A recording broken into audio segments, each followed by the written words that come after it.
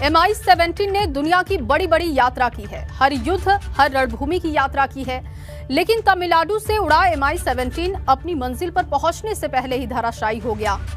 ये MI-17 की सबसे छोटी उड़ान थी, जिसे कभी ना भूलने वाला जख्म भी दे दिया है, क्योंकि जब भी इतिहास 8 दिसंबर की तारीख याद करेगा तो ये मौत का मंजर सामने आएगा।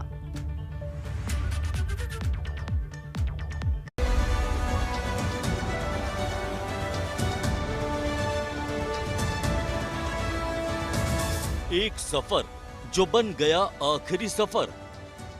सबसे भरोसेमंद हेलीकॉप्टर की अधूरी उड़ान।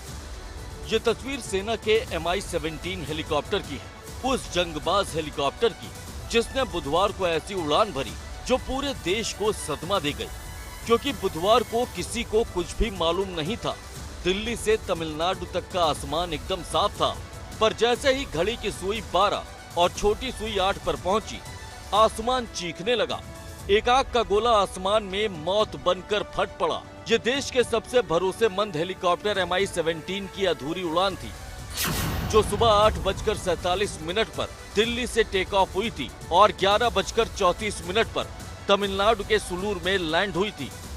तब तक किसी को नहीं मालूम था कि अगले ही पल क्या होने वाला है। ठीक 4 मिनट के बाद 11:48 पर CDS बिपिन रावत ने सुलूर से वेलिंगटन के लिए उड़ान भरी और दोपहर 12:22 पर हैरान कर देने वाली खबर सामने आई कि ATC से CDS के हेलीकॉप्टर का संपर्क टूट गया है।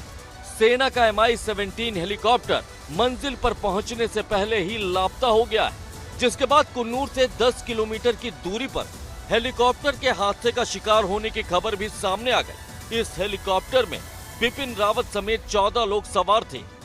ये 34 मिनट की उस अधूरी यात्रा की कहानी है, जिसने पूरे देश को कभी न भूलने वाला जख्म दे दिया है, क्योंकि जब भी इतिहास 8 दिसंबर की तारीख याद करेगा तो मौत का ये मंजर उसके सामने आ जाएगा, जिसने एक झटके में देश को ऐसा जख्म दे दिया जिसकी भरपाई अब कभी नहीं हो सकती है। Bureau report, ABP Ganga.